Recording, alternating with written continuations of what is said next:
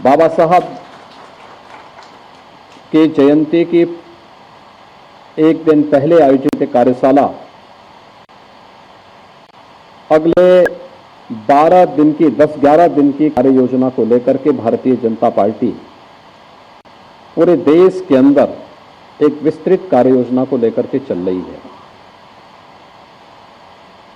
कार्यक्रम का उद्देश्य बहुत स्पष्ट है। पिछले 10 वर्ष में प्रधानमंत्री मोदी जी के नेतृत्व में भारतीय जनता पार्टी की केंद्र सरकार ने और विभिन्न राज्यों की भारतीय जनता पार्टी की सरकारों ने दलितों के लिए, वंचितों के लिए, पिछड़ों के लिए, महिलाओं के लिए कौन से कार्य किए हैं और उनकी उपलब्धि और रिजल्ट क्या है, और कौन से ऐसे कारक थे जो बाबा साहब भीमराव अंबेडकर के उस सपने को साकार करने में बाधक थे।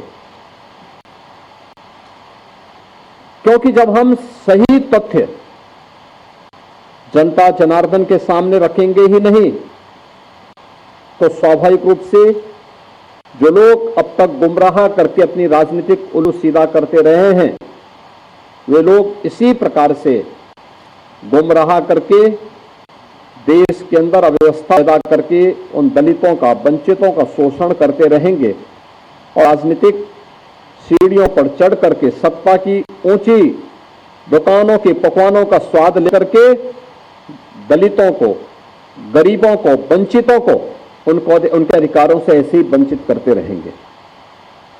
और इसलिए एक विस्तृत कार्य योजना के साथ भारतीय जनता पार्टी प्रदेश की कार्यशाला आज यहां पे आयोजित हो रही है। यद्यपि ये कार्यशाला 3 दिन पहले होनी थी, लेकिन गांव-गांव संपर्क के कार्यक्रम के कारण ये आज हुई है। आज का मुख्य कार्यक्रम बाबा साहब भीमराव अंबेडकर की जहां कहीं भी प्रतिमा है, उनके नाम पे जहां कहीं भी पार्क है, आज भारतीय जनता पार्टी के कार्यकर्ता, जनप्रतिनिधि और सरकार के अधिकारीगण वहां पे स्वच्छता के एक विशेष कार्यक्रम के साथ जुड़ रहे हैं और उन्हें सम्मानित करके उन कार्यक्रमों को आगे बढ़ाने का काम कर रहे हैं। और कल के लिए जैसे 2020 में केंद्र सरकार ने राजकीय अवकाश घोषित करते हुए प्रत्येक केंद्रीय कार्यालयों में यह व्यवस्था सुनिश्चित की थी कि बाबा साहब भीमराव अंबेडकर से जुड़े हुए उन मूल्यों पर, उन आदर्शों पर न केवल चर्चा की जाए बल्कि बाबा साहब भीमराव अंबेडकर के प्रति अपनी श्रद्धांजलि को व्यक्त करने के विशेष आयोजन भी किए जाएं।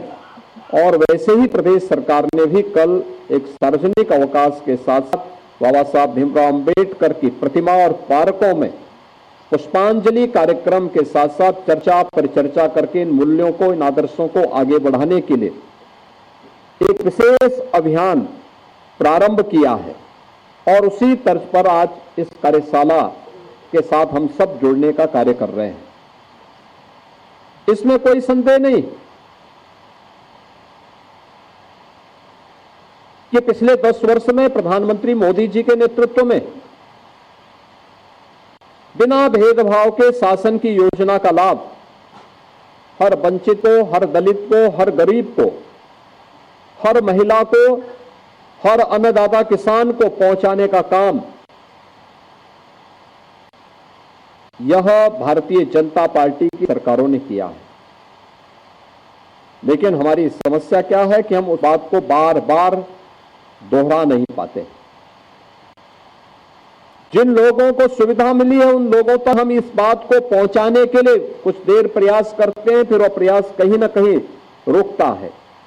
लेकिन यह एक विशेष अभियान जब हम इन कार्यक्रमों के जुड़ेंगे, और 10 दिन का ये बड़ा अभियान, क्योंकि जब भी आप कोई बड़ा कार्य करते हैं, किसी बड़े अभियान को अपने हाथ में लेते हैं या कहीं भी कोई ऐसी घटना होती है जो किसी दलित को, किसी गरीब को, किसी वंचित को उसके अधिकार से रोकने का कुत्सित प्रयास होता है तो विपक्ष कोई ना कोई प्रोपेगेंडा अपनाने का काम करता है। आप सब जानते हैं बांग्लादेश की घटना आपके सामने है और बांग्लादेश की घटना को लेकर के मुझे लगता है 3 वर्ष पहले हमारे राज्यसभा के सांसद और SC/ST आयोग के पूर्व अध्यक्ष, उत्तर प्रदेश के पूर्व DGP श्री ब्रजलाल जी ने एक पुस्तक लिखी थी और पुस्तक उन्होंने बाबा साहब भीमराव अंबेडकर और उस समय आजादी के समय के उन 2 दलित महायोद्धाओं की चर्चा करते हुए उसके तुलनात्मक अध्ययन पर आधारित थी। एक तरफ बाबा साहब भीमराव अंबेडकर जिन्होंने कहा था कि मैं आदि भी और अंत भी मेरा एक भारतीय के रूप में रहेगा और भारतीय के रूप में ही मैं अपनी पहचान को बनाए रखना चाहता हूं। और दूसरी तरफ जोगेंद्र नाथ मंडल थे जिन्होंने पाकिस्तान का समर्थन कर दिया लेकिन 1 वर्ष भी पाकिस्तान में नहीं रह पाए थे। बहनों और भाइयों, जोगेंद्र नाथ मंडल के कृत्यों की सजा आज भी बांग्लादेश के अंदर वहां का हिंदू प्राप्त कर रहा है। आप सब जानते हैं बांग्लादेश में जो भी हिंदू है, जो प्रताड़ित हो रहा है, जो पीड़ित है, ये सभी दलित हिंदू हैं और दलित हिंदू वहां पर किस कदर उनके साथ अत्याचार हो रहे हैं आपने देखा होगा। न कांग्रेस ने, न समाजवादी पार्टी ने, न ममता बनर्जी ने, किसी ने भी उनके पक्ष में आवाज नहीं उठाई तो केवल भारतीय जनता पार्टी ने उठाई। भारतीय जनता पार्टी ने उठाई और भारतीय जनता पार्टी इस बात के लिए प्रतिबद्ध है कि हमें हर हिंदू की रक्षा करनी है और इसके लिए सिटीजनशिप अमेंडमेंट एक्ट भी बनाया कि किन्हीं कारणों से पाकिस्तान में, बांग्लादेश में, अफगानिस्तान में कोई सिंधु, कोई सिख, कोई हिंदू, कोई जैनी, कोई बौद्ध अगर वहां भारत में आया है तो उसको भारत की नागरिकता मिल जाए। इसका विरोध करने वाले कौन लोग हैं? ये वही लोग हैं जो कांग्रेस के रूप में, समाजवादी पार्टी के रूप में गुमराह करने का काम कर रहे हैं। ये वही दल है। ये व्यवहारिक धरातल पर भी दलित और वंचितों का अधिकार छीनने के अधिकारी होते हैं। आप देखते होंगे कहीं दलितों की झोपड़ी पर, उनकी जमीन पर कब्जा करने वाले कोई लोग होंगे तो इन्हीं दलों से जुड़े हुए लोग होंगे। ये सर्वाधिक कब्जा करते हैं और ठीक बात है कि सरकार का डंडा है, सरकार उनको ठीक भी करती है, दुरुस्त भी करती है कि जिससे वे लोग गरीबों की, वंचितों की जमीनों पर कब्जा न कर सके। लेकिन फिर भी उनके द्वारा किस प्रकार के राग अलापे जाते हैं, हमें आश्चर्य होता है। ये वही राज्य है और ये देश वही देश है जिस देश में वक्फ के नाम पर लाखों एकड़ लैंड कब्जे की गई है। उनके पास कोई कागज नहीं, कोई राजस्व रिकॉर्ड नहीं, और राजस्व रिकॉर्ड नहीं तो सभी को वापस लेने की कार्रवाई, जब ये संशोधन विधेयक संसद में पारित हुआ है और अब इस पर कार्रवाई हो रही है तो इसके लिए हिंसा भड़काई जा रही है। हिंसा में आपने देखा होगा कब पश्चिमी बंगाल में मुर्शिदाबाद 3 हिंदुओं की निर्मम हत्या हुई, उनके घरों से खींच करके उनकी हत्या हुई। और ये सब कौन है? ये सभी वही दलित हैं, वही वंचित है, वही गरीब हिंदू है जिसको इस जमीन का सर्वाधिक लाभ मिलने वाला है, सर्वाधिक लाभ मिलने वाला है। ये लैंड राजस्व के रिकॉर्ड में फिर से आएगी तो एक गरीब भी हाई राइज बिल्डिंग का, मल्टी स्टोरी बिल्डिंग का लाभ उठा पाएगा, उसको वहां अच्छे फ्लैट सरकार बना करके उपलब्ध करवा देगी। इन्हें भय है कि दलितों को, वंचितों को, गरीबों को अगर ये हाई राइज बिल्डिंग मिल जाएगी तो इनका तो वोट बैंक समाप्त हो जाएगा, ये गुमराह करने की इनकी राजनीति हमेशा के लिए समाप्त हो जाएगी। इसलिए लोग हिंसा भड़का रहे हैं, हिंसा का रास्ता अपना रहे हैं। आप देख रहे होंगे सिटीजनशिप अमेंडमेंट एक्ट पारित होने में जिसका लाभ सर्वाधिक पाकिस्तान, बांग्लादेश या अफगानिस्तान में जो वंचित हिंदू था, दलित हिंदू था, उनको भारत की नागरिकता देने का काम, जो किन्हीं कभी भी भारत में आए थे, 5 वर्ष पहले आए थे, उनको जब नागरिकता देने के कार्यक्रम को प्रधानमंत्री मोदी जी ने आगे बढ़ाया, इन्होंने पूरे देश के अंदर आंदोलन शुरू कर दिया, अभियान चालू कर दिया, बड़े बड़े आंदोलन किए, तोड़फोड़ की, आगजनी की। लेकिन सरकार ने भी दृढ़ता के साथ उसका सामना किया और सामना करते हुए आज इस नागरिकता देने का कार्यक्रम प्रारंभ किया है। कहां जाएगा? पाकिस्तान में, बांग्लादेश में पीड़ित हिंदू कहां जाएगा? और हिंदुस्तान की तरफ ही आएगा। दुनिया के अंदर कहीं भी कोई पीड़ित हिंदू होगा, वह आकर के अंततः हिंदुस्तान में ही आएगा और वह भारत में आकर के ही शरण लेने मजबूर होता है।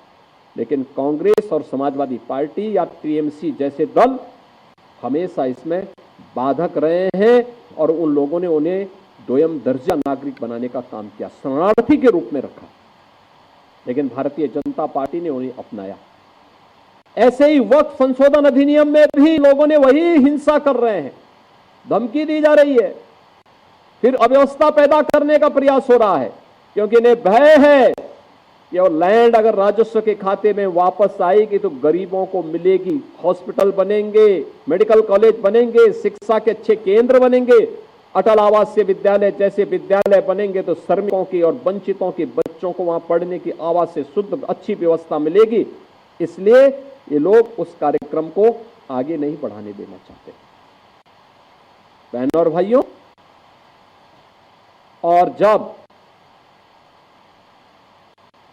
इन मुद्दों की ओर से जनता का ध्यान हटाने के लिए आज कांग्रेस हो या समाजवादी पार्टी, ये राष्ट्र नायकों के अपमान पर उतारू हो चुकी है।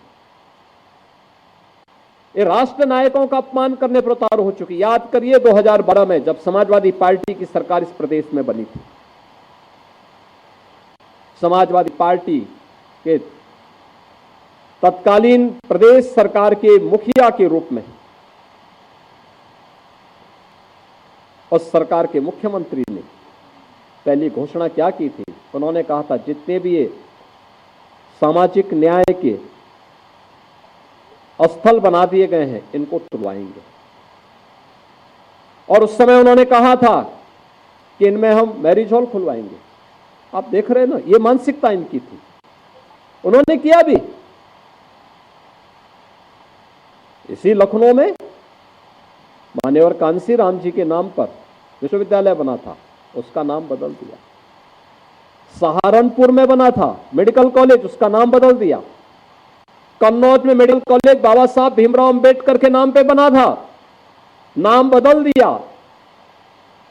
जब श्री असीम अरुण जी ने मेरे सामने इस बात को रखा कि ये तो बाबा साहब के नाम पे था और बाबा साहब के नाम पर बने हुए मेडिकल कॉलेज का नामकरण इन्होंने बदलने का काम किया है।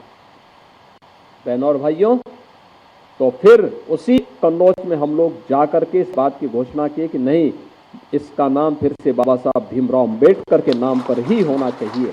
और हम लोगों ने उस कार्यक्रम को वहां पर फिर से नामकरण के कार्यक्रम को फिर से वहां पे संपन्न किया। बहनों और भाइयों, किस कदर ये लोग उन महापुरुषों को जो सामाजिक न्याय के प्रतीक हैं, कैसे उनको अपमानित करते रहे, कैसे उनके खिलाफ षड्यंत्र करते रहे, ये सभी उदाहरण हमारे सामने हैं। आज भी ये लोग इसी प्रकार का विस्मरण करने का काम कर रहे हैं। कैसे करते हैं? महाराष्ट्र छत्रपति शिवाजी महाराज के खिलाफ वक्तव्य देते हैं।